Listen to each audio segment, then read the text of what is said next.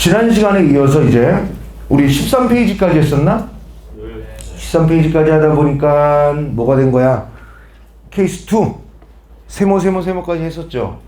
우리가 일단 기본적으로 동그라미 아니면 세모 이렇게 도형을 그리는 걸로 그쳐서는 안 되고요. 뭐까지 해야 돼? 그 도형 안에 해당 내용을 간단히나마 메모할 줄 아셔야 된단 말이야. 그래 안 그래? 대답. 그래 안 그래요? 14페이지를 봅시다. 14페이지. 잘생겼죠? 자, 그림 감상 잘했으면 15페이지. 자, 15페이지를 보면 이번에는 케이스 3의 주제에 해당하는 작품을 보도록 하죠. 이렇게 돼 있네. 고정희 시인의 상한 영혼을 위하여. 이거 본 적 있어 없어? 본 적 거의 없죠? 근데 숱하게 나올 거야. 나중엔 지겨워서. 많이 나오는 것들이에요. 많이 나온 작품이야.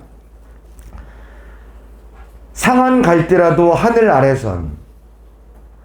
아무리 갈대가 상했다 하더라도 하늘 아래서는 넉넉히 흔들린다. 상했지만 흔들릴 수 있다.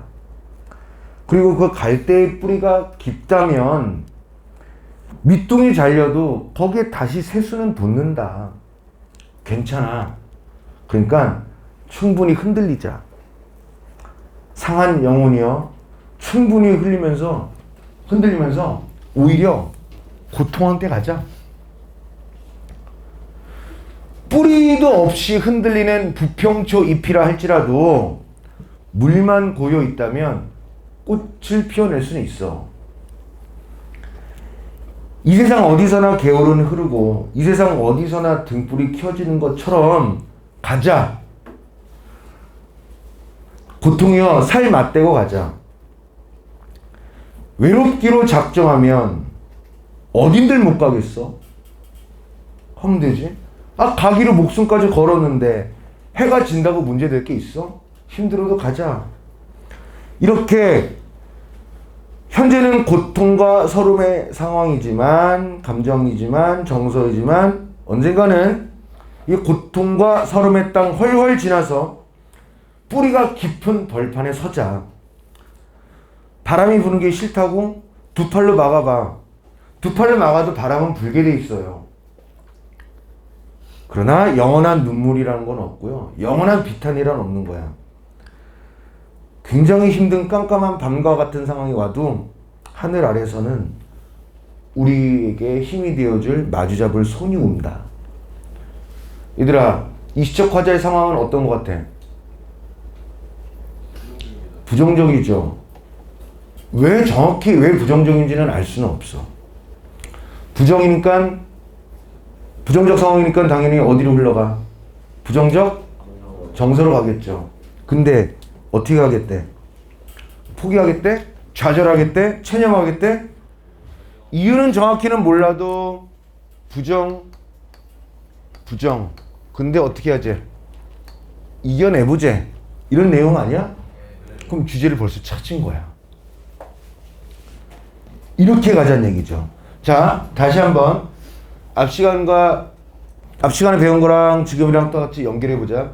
케이스 1은 이런 모양이었니? 케이스 2는 이런 모양이었니?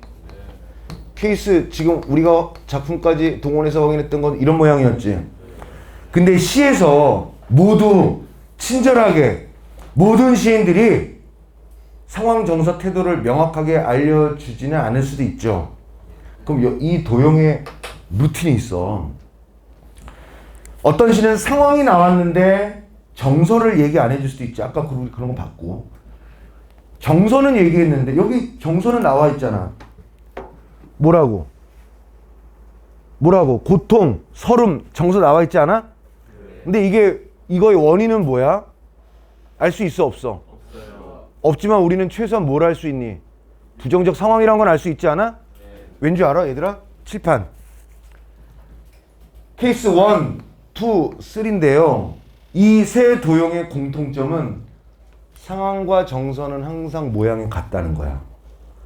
그래서 상황은 정확히 뭔지는 몰라도 정서를 찾으면 그 상황의 내용은 몰라도 상황이 부정이든 긍정이든 이런 걸 알 수 있는 거지. 따라해봐. 상황과 정서는 크게 상황과 정서는 그 모양이 같다. 좋습니다.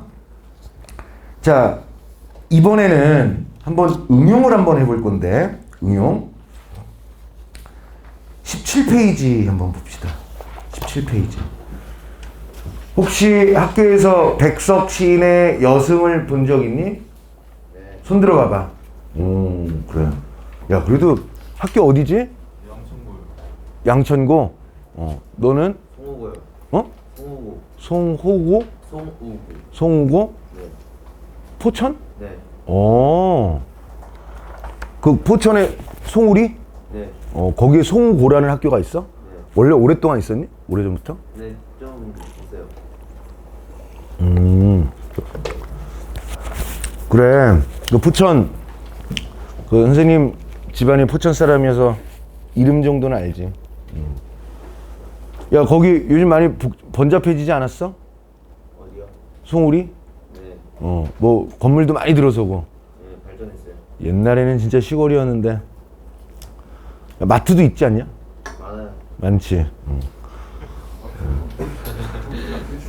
옛날에는 슈퍼가 있었지. 대형마트 얘기하는 거야. 냉장고도 많아요. 어. 됐어요. 축하한다. 네. 참 서울하고 가까워서 발전해야 되는 건데 잘 됐네. 발전해야 될 동네이기도 하죠. 옛날에 명절 때 되면 맨날 거기 지나가고 그랬었거든. 자, 봅시다. 그래? 1학년인, 야, 학교, 송우고는 교과서 못 써, 1학년. 어떤 국어요? 출판사. 모르기 천재 쓰는 거 같아요. 천재가 2개야. 과학인가 과학? 천재박? 네. 그러면 양천구는 교과서가 출판사가 어디지? 저는 아마 비상인지 천재인지 기억이 안 나. 응? 다시 뭐라고? 천재박이 천재. 천재박? 너도 양천구니? 아니 바로 앞에 아, 그래? 너 거기 어딘데? 배가고. 천재박. 그럼 둘이 똑같네. 아, 거기에 그 교과서 여승이 있나? 그런 거 같아. 조그맣게 있나 보다, 어딘가에. 자, 잘했고요. 그거 기억하는 것도 기특하고. 자, 지금까지 선생님 잠깐 볼래? 얘들아, 17페이지는 폈지? 선생님 잠깐 봐봐. 우리가 지금 삼각도 그리는 걸 연습했다, 그치? 작품도 몇 개 봤고요. 근데 다 세상이 우리 마음 같지 않아. 그래서 모든 시가 하나의 삼각형으로 나오면 좋겠는데 그렇지 않은 경우들, 즉 하나의 시에 삼각형이 여러 개 나올 수 있는 상황을 우리가 공부해 볼 건데 그 여러 개 나오는 상황이 뭐뭐 있는지 대표적으로 두 작품을 갖고 한번 공부를 해볼게요. 그리고 이 내용이 끝나면 뭐가 되는 거야? 드디어 눈에 보이지 않는 건 끝나는 거고요. 그 다음 시간부터는 눈에 보이는 걸 할 거예요. 자, 봅시다. 자, 17페이지 읽어보면서 조금씩 할게. 그럼 이번에는 한 작품에 삼각도가 2개 이상이 나오는 경우를 보도록 합시다. 이 3개의 삼각도를 기본으로 하되 이것들을 응용해서 시의 상황과 정서와 태도를 자연스럽게 이해할 수 있다는 것을 보여주려고 합니다. 자, 백석의 여승. 여승이 뭐지? 여자 스님. 비구니. 여승은 합장하고 절을 했다. 합장이 뭐지? 이렇게 모으는 거죠. 합장하고 절을 했다. 가지취의 내음새가 났다. 쓸쓸한 낯이 옛날같이 늙었다. 나는 불경처럼 서러워졌다. 평안도의 어느 산 깊은 금던판. 금던판이 뭐냐면 얘들아 일단 1년은 대충 내용 이해됐죠? 이건 아까와 달리 삼각형을 2개를 그릴 거여서 시를 조금 더 간단히나마 좀 더 설명을 하면서 할게요. 여승이 이제 합장하고 절을 했어요. 그리고 거기에 뭔가 쓸쓸한 낯이 옛날같이 늙었다는 것은 이 시적화자는 여승에 대한 정보가 있다는 거죠. 그래서 과거로 돌아갑니다. 그 여자가 여승이 되기 전 평안도의 어느 산 깊은 금덤판. 금덤판이 뭐냐면 그냥 금을 캐는 광구를 얘기하는 거예요. 근데 일제강점기 때, 이때 백석 시인이 일제강점기 사람이고 평안도 사람이거든요. 일제강점기 때 이런 거지. 일본 새끼들이 우리나라의 광물 자원을 약탈해 가는 거예요. 그래서 거기에 있는 거죠. 그래서 노동자들이 힘겹게 목숨 걸어가면서 고생하는 거야. 고생해서 일본인들한테 뺏기고 그런 거죠. 근데 그 금광 옆에서 여자가 먹고 살려고 불쌍한, 파리한, 불쌍해 보이는 그 여인의, 옥수수를 파는 여인에게서 옥수수를 산 거죠. 그 옥수수를 팔았던 여인의 모습은 나이 어린 딸 아이를 때리면서 가을밤같이 차게 울었다. 그럼 되게 불쌍해 보이죠, 그렇지? 그 위험한 곳에서 옥수수를 팔면서 옆에 딸린 딸 아이를 때리면서 울고 막 그런 거죠. 그리고 남편은 섭벌같이 나아간 지아비 기다려. 지아비는 남편이니까. 섭벌이 뭐야? 벌로 따지면 일벌이에요, 일벌. 일하다가 죽는 벌 있죠. 그치? 일벌처럼 일하러 나간 남편 기다렸는데 10년이 갔어요. 근데 지아비는 돌아오지 않아. 정확히 뭐 이런 내용이 있는 건 아니지만 미뤄 짐작해 보면 일제 징용으로 끌려간 남편이라고 보면 돼요. 그러니까 군함도 같은 데 갔겠죠. 그리고 또 엎친 데 덮친 격 설상가상으로 어린 딸은 도라지꽃이 좋아 돌무덤으로 갔다. 이 도라지꽃이 무슨 색이야? 퍼플, 보라색이죠. 전통적으로 이 보라색은 죽음을 상징해요.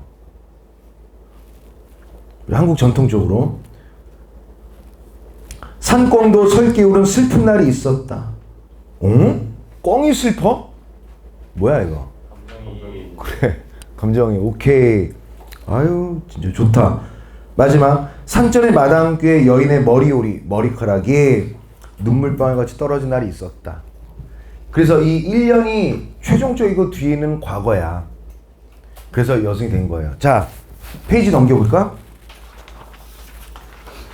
백석이 유명한 시죠. 자, 화자는 뭐하는 어떤 거라고 그랬어? 화자는 대상을 노래하는 거죠. 시 출발이라고 할 수 있는 화자는 자신의 얘기보다는 여승을 관찰하고 있죠. 왜? 제목이 여승이잖아. 이 시는 실질적 주인공이 여승이라는 얘기야. 그렇다면 화자보다는 화자가 관찰하고 있는 대상인 여승의 상황, 정서, 태도에 주목해야 한다. 선생님 설명 내용 잘 따라오고 계세요? 네. 대답 따라오고 계십니까? 네. 먼저 여승이 합장하고 절을 모습의 화자는 불경처럼 서러워졌다고 합니다. 이 여승은 과거의 여승이 아니라 그냥 여인이었어. 여인이었다가 여승이 된 거지. 남편인 지아비는 섭벌같이 나아갔고 10년이 가도록 돌아오지 않았고 어린 딸은 도라지꽃이죠. 돌무덤으로 갔다 해서 알 수 있듯이 딸은 죽었다는 것을 우리가 알 수 있겠지. 남편과 딸이 죽고 가난과 슬픔을 이기지 못해 결국엔 절에 들어가서 스님이 된 거라고요. 여기서 삼각도를 그려보자. 뭐에 주목해서? 여자의 삶에 주목해서. 그러면 여자의 상황은 좋아요, 안 좋아요? 안 좋죠. 안 좋으면 일단 이렇게 그릴까요? 그치? 그럼 정서는 뭐야? 슬프겠죠? 그리고 상황과 정서는 모양이 같다. 알죠? 근데 뭐 어떻게 한대요? 여승이 된대요. 그냥 여승이 된다는 거죠. 삶을 내려놓고. 그럼 우리 여기를 채워봐야지. 어때? 어떤 상황이야? 뭐 경제적으로 궁핍하지? 그렇지? 네. 남편은 끌려 나와서 돌아오지 않지? 딸은 죽었죠? 그치? 병에 걸렸는지 어떻게? 그러면 정서는 어떨 것 같아? 슬프다라는 말은, 여자는 슬펐다라는 말은 없어. 하지만 상황과 정서는 모양이 같기 때문에 그건 유유야, 유유. 이게 인과적, 논리적으로 이렇게 끌어올 수 있는 거지. 그리고 나서 태도는 뭐야? 여성이 된 거죠. 그러면 이 여자의 삶에 따른 주제는 경제적으로 궁핍하고 남편도 없는 데다가 딸까지 죽었으니 슬퍼서 그냥 여성이 되었어. 이게 이 시의 주제야. 주제라는 게 거창한 게 아니에요. 자, 밑에 거 볼까요? 18페이지. 이렇게 여성과 관련한 상황, 정서, 태도를 그려볼 수 있겠죠. 그치? 그렇다면 화자는요? 이제 화자 얘기 안 할 수는 없다. 시는 누구로부터 출발하니까? 화자로부터 출발하니까. 화자는 이 여성의 과거와 현재를 모두 관찰하고 있는 사람이야. 화자는 분명 시상에 불경처럼 서러워졌다라고 얘기했지. 불경처럼 서러웠다. 서럽다라고 나와 있잖아. 그래서 자신의 감정을 직접적으로 드러냈고요. 자신의 감정을 산꽁에 이입하여 설겨울은 슬픈 날이 있었다라고도 얘기합니다. 그러면 화자는 무슨 상황이라고? 아니죠. 18페이지 맨 밑에서 네 번째 줄 봐봐. 화자는 뭐 하는 상황이야?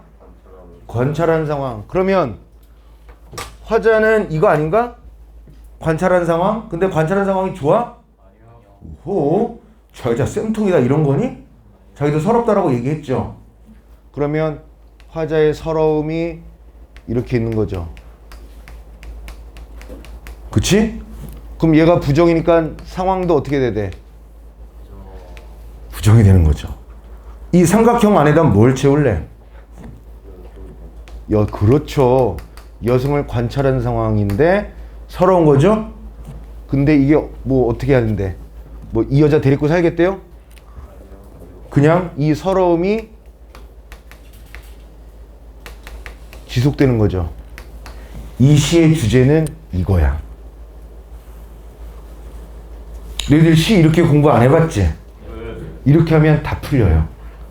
전체를 몰라도 돼. 현대시는 전체를 빠삭하게 알 필요 없어요. 그렇게 문제를 안 내. 그러면 이 시 갖다가 학교 시험을 본다? 아니면 모의고사를 본다? 그러면 어떻게 접근하면 돼요? 이 내용 쓰고 선택지를 보면 답이 보이게 돼 있단 말이야. 이 정도만 해 라는 거죠. 지금 우리는 아까 선생님이 앞선 시간에 설명했던 FF, SS 기억나? FF 할 때 뭐예요? 처음에 읽을 때 first는 fast 빨리 읽어라. 이거를 빨리 찾으라고요. 눈에 보이지 않는 건 빨리 찾아. 눈에 보이지도 않는 걸 뭐 이렇게 길게 찾아. 필요한 것만 찾죠. 그리고 이것이 내가 과연 눈에 보이지 않는 것을 빨리 찾는 것이 잘 되었는가 안 되었는가를 SS, 즉 세컨드 슬로우 버전일 때 꼼꼼히 표현상의 특징, 시의 표현 방식 이런 것들을 우리가 찾아가면서 내가 보이지 않는 것을 잘 찾았는지 이거를 확인하는 단계 밟으면 못 틀려요. 문제. 이 정도면. 알겠죠? 자, 그래서 이렇게 되면 우리가 19페이지까지 하게 된 거죠. 자, 이번에는 20페이지 한번 봅시다. 이름이 석이니? 조는 친구가? 아니요. 그러면 원재. 재현이야? 응, 재현아. 어제 뭐 눈은 어제 한잔한 사람 같은데 아픈 데 있어? 눈이 시뻘게. 너 저기 꼬맹이 이름 뭐지? 아까 동환이야? 줄지 말고 안 주는 것 같은데. 재현이 한 번만 더 졸면은 오늘 여기 너희 반 아이스크림 사야 돼. 재현이 졸면 알겠지? 이겨낼 수 있겠어? 팔짱을 끼면 졸게 돼 있어. 팔짱을 이렇게 꼈다는 것 자체가 자기가 자기에게 나 혹시 뭐 잘 수도 있네 이런 걸로 허락한 거야 스스로에게. 얘들아 공부는 말이야. 야 우리가 뇌사 상태가 아닌 이상은 항상 돌아요, 이렇게. 그거를 이제 소설 공부할 때 얘기하겠지만 의식은 계속 흘러요, 얘들아. 이 뇌가 살아있다면. 무의식적으로 뭐 그랬다 있잖아. 무의식적인 게 그러니까 무의식적인 게 계속 돌아요. 그러다 내가 조금 더 관심을 갖거나 중요하게 생각하면 기억이 나거나 그 의식에 따라 내가 판단하고 행동을 하는 거지. 자, 여러분들 오늘 아침 모습을 한번 잠깐 떠들어 볼까? 아침에 어땠냐면 방송이 나왔죠. 기상 방송이 나왔지. 그럼 너희들 의식이 뭐야? 꿈도 안 꾸고 잘 자다가 짜증나 이런 거죠. 짜증나. 야식 많이 먹었나? 시간표 뭐지? 영단은 안 외웠는데. 배고파. 막 나오라고 방송 또 하는 거야. 배 아픈데. 집에 가고 싶다. PC방 가고 싶다. 핸드폰 하고 싶은데. 배 아파. 일단 체조해야지. 지금 여지껏 선생님 나열한 게 논리적이니? 예, 너무 논리적인데요. 논리적이야? 다 맞았어요. 다 맞았어? 근데 이게 왜 난 논리적인 것 같진 않은데 그냥 생각나는 대로 한 거 아니야?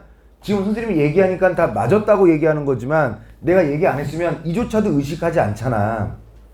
우리 뇌는 그렇게 언제나 돌게 돼 있다라는 증거예요. 소설을 이런 식으로 쓰는 것을 의식의 흐름 기법이라고 그래요.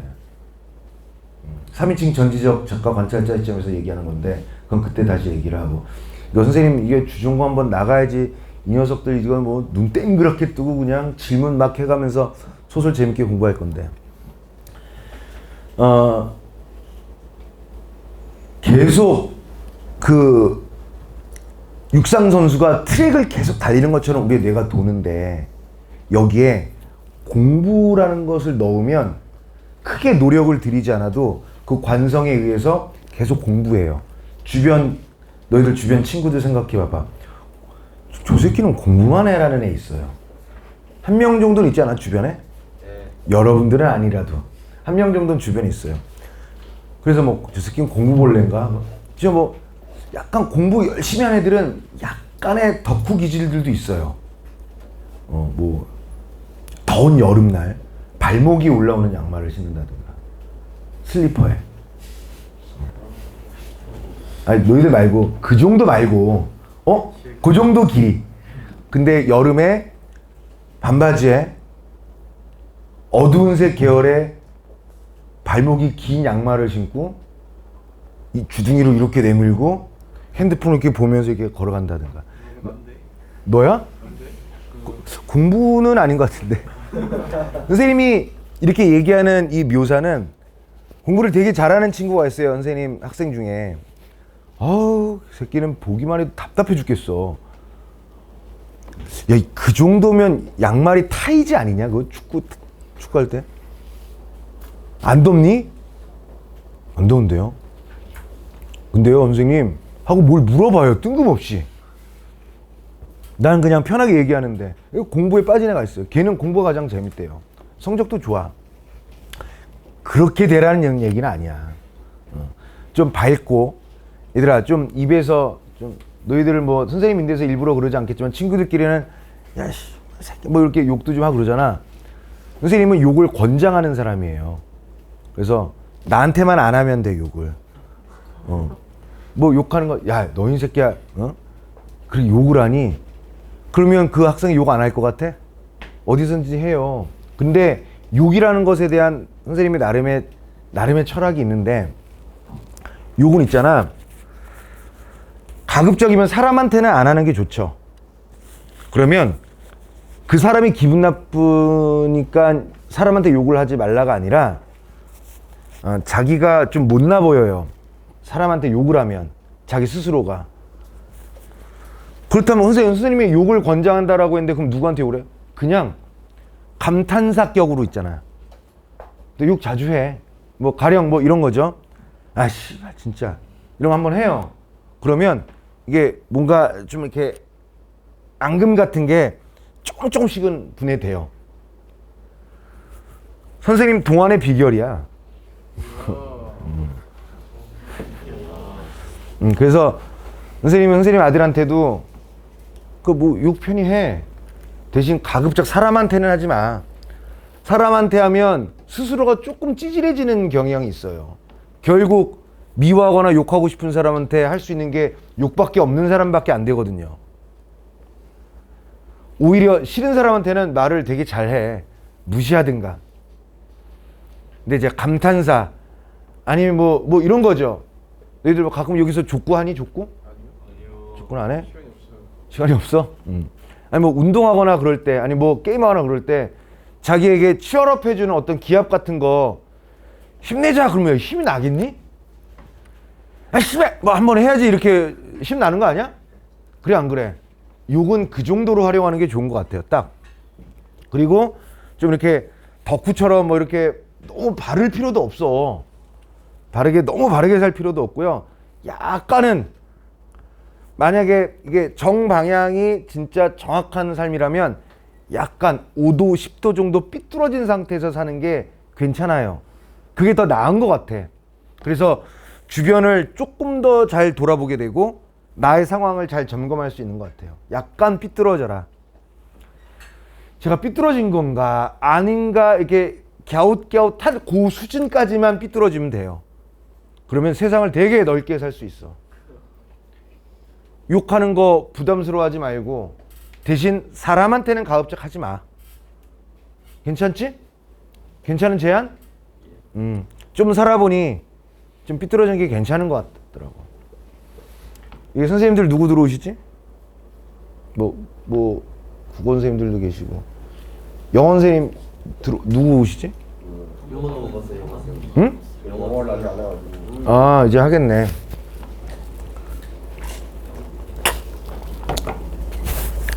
자 진도 딱 맞추려고 선생님이 욕에 관한 이야기를 했습니다. 얘들아 졸지 말고 너 이름이 뭐라고 그랬어? 재현이? 재현이 졸면 좆되는 거야. 알겠지? 그게 될 수는 없지 않냐. 그치? 힘내자. 자 이수익의 결빙의 아버지. 선생님 이 시 되게 좋아하는데 어머님 제 67살적 겨울은 목조 적산가옥 2층 다다미방의 벌거숭이 유리창 깨질 듯 울어대던 외풍 바깥바람 탓으로 한없이 추웠죠. 이 적산가옥이란 게 뭐냐면 일제강점기 때 일본 애들이 이제 우리 조선 한반도를 지네 땅이라고 여기 있을 거 아니야. 그래서 사람들이 많이 와요. 그 지네들 스타일로 집을 지어요. 나무로. 불 지르면 잘 타죠. 그 일본인들이 조선에다가 지어놓고 간 집, 그게 적산가옥이에요. 목조, 나무로 된. 이거 어디에 맞는 줄 아니? 혹시 군산 가봤니? 군산? 네. 군산 가봤어? 네. 군산 가면 우리나라 집 스타일이 아닌데 나무로 만든 집이 이렇게 있는 데가 있어요. 군산은 뭐야? 그때 일제시대 때, 일제강점기 때 일본인들이 되게 많이 거기서 경제활동을 하던 곳이어서 그 집이 남은 거죠. 춥죠. 근데 나무로 만들어져서 밤마다 나는 벌벌 떨면서 아버지 가랑이 사이로 시린 발을 밀어넣고 그 가슴팍에 벌레처럼 파고들어 얼굴을 묻은 채 겨우 잠이 들곤 했었죠. 1년만 보면 어떤 상황이니? 어렸을 적 상황이지. 어렸을 적 상황에 추웠대요. 그래도 아버지 가랑이 사이에 내 찬발을 집어넣으면 그나마 겨우 잠이 들 수 있었대요. 요즘도 라고 하면 이제 과거에서 현재로 왔으면 알 수 있지? 요즘도 추운 밤이면 이제 나도 아버지가 된 거죠. 곁에서 잠든 아이들 이불깃을 덮어주며 늘 그런 추억으로 가슴이 아프고 이불깃을 덮어주면서 뭐가 떠올린 거야? 아버지를 떠올린 거죠. 나를 품어주던 그 가슴이 이제는 한 줌 뼈가루로 사가 붉은 흙에 자취 없이 뒤섞여 있음을 생각하면 다시 추웠지만 살기 힘들었지만 그때로 다시 돌아가고 싶어요. 아버지가 너무 그리우니까. 그런데 어머님 오늘 영하의 한강교를 지나면서 문득 나를 품에 안고 추위를 막아주던 17살 적 그 겨울밤의 아버지가 이승 현재의 삶에 현재 나의 삶에 물로 화신, 물로 변해 계신 것을 보았어요. 이런 거죠. 겨울에 추우면 한강이 얼지. 한강이 이렇게 얼었어요. 이거를 아버지가 이승의 물로 화신했다고 보는 거야. 이유를 봐봐. 품 안에 부드럽고 여린 물살은 무사히 흘러 바다로 가라고. 얘는 얼고 밑에 어린 물살은 바다로 흘러가라고. 아버지가 추위를 얼음으로 막고 있었던 거죠. 그럼 여린 물살은 누구야? 나죠. 꽝꽝 얼어붙은 잔등으로 혹한 강추위를 막으며 하얗게 얼음으로 엎드리던 아버지.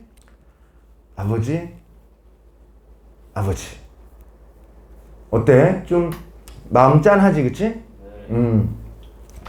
아까 백석의 여승 공부할 때는 어떻게 한 거니? 백석의 여승 공부할 때는 뭐랑 뭐로 나눴어? 삼각형을.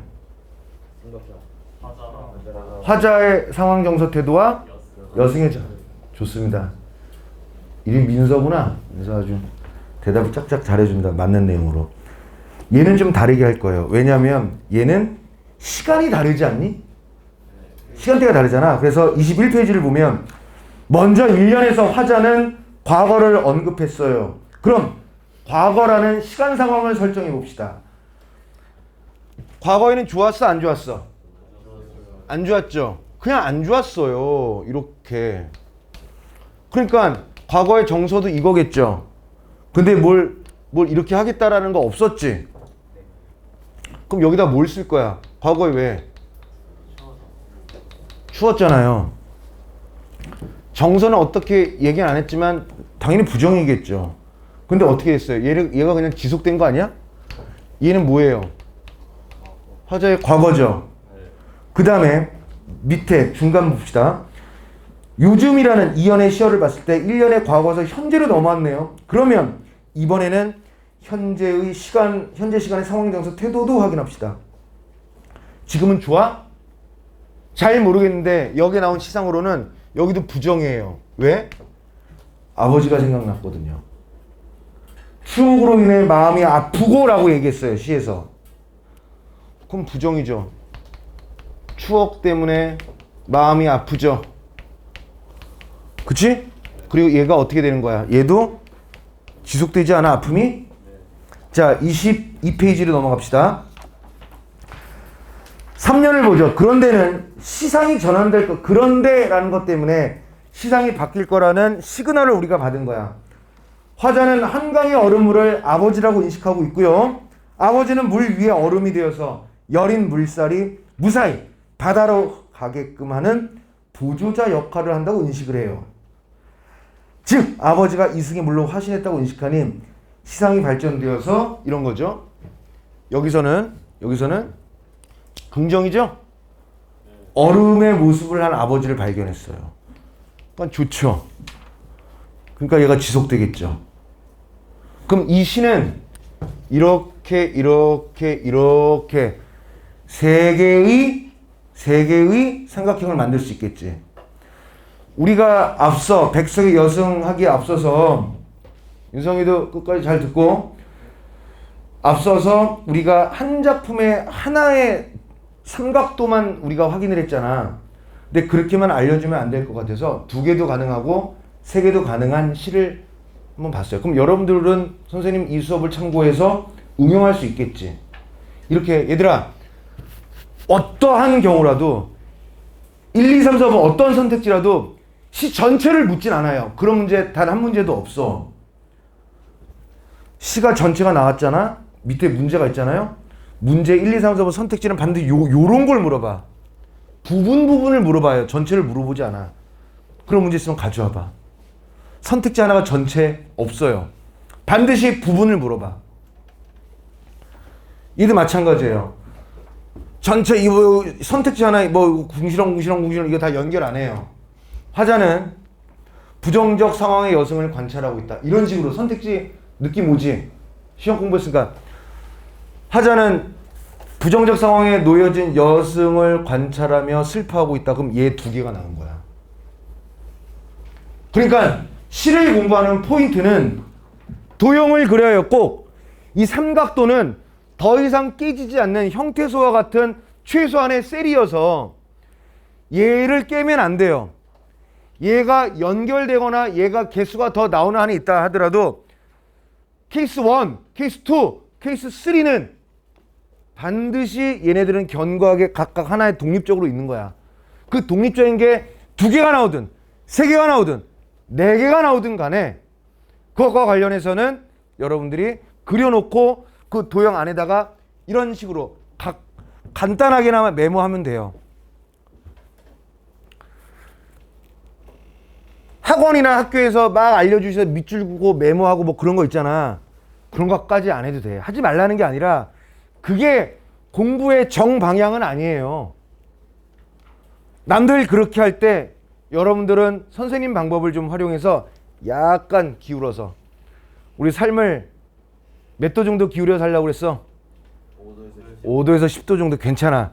기울어 사는지 안 사는지 남들이 눈치챌 듯 말 듯한 그 각도, 그 각도로 공부도 그렇게 보세요. 그리고 너희들 매일매일 자습시간 있잖아. 자습시간도 마찬가지야. 자습시간에도 계획 짜놓고 공부하지 말고 그냥 닥치는 거 먼저 해요.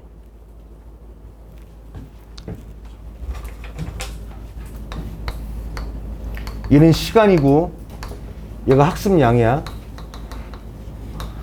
근데 공부를 하다 보면 이렇게 가다 보면 시간이 갈수록 학습량은 좀 떨어지지 않니? 지루하거나 좀 그러면 그럼 이거를 알고 여기서 멈춰야 돼요. 그리고 과목을 바꾸는 거야. 그럼 리프레시가 되지. 그럼 얘가 또 이렇게 하다 또 이렇게 된다고요. 이거 아닌 것 같아. 과목을 바꿔. 이렇게 된다고요. 근데 자기 현재 컨디션이 어떻고 앞으로 어떻게 될지도 모르는 상태에서 계획에 따라 이렇게 가잖아요. 정해진 대로. 그럼 도달하는 시간이 달라요. 이렇게. 도달했을 때 같은 시간대에 학습량이 달라. 그래서 계획은 어떻게 하겠다를 쓰지 말고요. 내가 한 거를 쓰세요. 플래너에다가. 나중에 선생님 말씀대로 하니까 공부한 양이 많아졌는데요. 좀 깊게 더 많이 한 것 같은데요. 라는 얘기를 반드시 하게 될 거예요. 선생님이 이러한 학습지도 자체를 강의하면서부터 지금까지 근 20년간 해왔는데 얘들아 밖에 유리 있지? 유리 화장실에 있는 거울 우리가 가끔 하는 약속 여자친구 연애 그리고 계획 얘네 5개 공통점 뭔지 아니? 반드시 깨져요 언젠간. 그 속성이라고 그래요. 문학 개념인데 속성은 대상의 객관적 성질을 얘기하는 건데 깨지게 되어 있어요 언젠가는. 그럼 너희들이 공부할 시간을 할애해서 계획을 이렇게 짜잖아. 미친 짓이라고 봐요. 그럼 선생님 계획을 아예 세우지 말란 말이에요? 아니야. 열심히 오늘을 살아봐. 그럼 열심히 오늘을 산 바탕으로 내일의 계획은 세워져요. 그래서 그 유명한 말 있잖아. 계획은 세우는 게 아니라 세워지는 거라고. 그거 누가 말한 거야? 내가 한 거야, 이 녀석들아. 계획은 세우지 말고 열심히 오늘을 파이팅 해보세요. 오늘 오전 시간이니까 이렇게 얘기하는데 계획에 따라 움직이지 말고 국어도 열심히 하고 영어도 열심히 하고 공부 열심히 하다가 들어가기 전에 내가 오늘 뭘 했지를 봐봐. 그러면 했구나라는 뿌듯함 플러스 내일 그럼 이렇게 하면 되겠네가 나와요. 그래서 고3 재수 수험생들한테도 3일 단위로 오늘을 열심히 살면 3일 후에 내가 뭘 할지가 보인다. 그래서 3일이면 일주일에 2번 정도 되잖아요. 일요일 빼고. 그런 식으로 학습 관리를 했는데 여러분들도 그렇게 했으면 좋겠고. 그래서 오늘 이 수업 22페이지까지 해서 뭘 맞췄냐면 뭘 맞췄어? 보이지 않는 거야? 보이는 거야? 보이지 않는 거. 좋습니다. 다음 시간 23페이지. 시를 이해하는 표현상의 개념어들 이거 있지? 여기서부터는 쭉 보이는 것만 계산할 이제 뭐 공부할 거고요. 이런 게 이런 거였어? 라는 거. 여러분들이 알고 있는 것 중에 조금 잘못 알고 있는 것들이 수정될 거고요. 그래서 말끔하게 시에 대해서는 완벽이란 건 없지만 거의 완벽하게 할 수 있도록 합시다. 알겠죠? 네. 다음 시간에 봅시다. 알겠죠? 반장 인사.